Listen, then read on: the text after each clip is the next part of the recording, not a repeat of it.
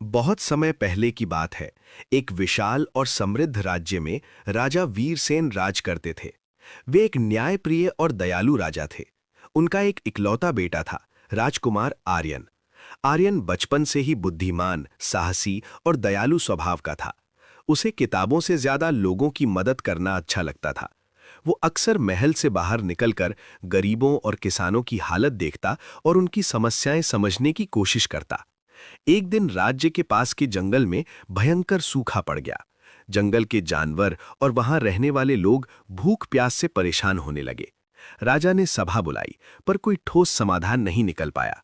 तभी आर्यन आगे आया और बोला, पिताजी, मुझे जंगल जाकर स्थिति देखनी है, शायद मैं कुछ कर सकूं।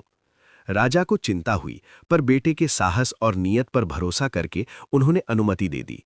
राजकुमार जंगल पहुंचा तो देखा कि एक बूढ़ी औरत अपने बीमार पोते के लिए पानी ढूंढ रही है।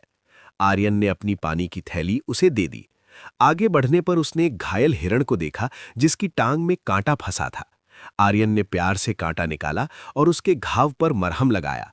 कुछ दूर जाने पर आर्यन को एक साधु मिले।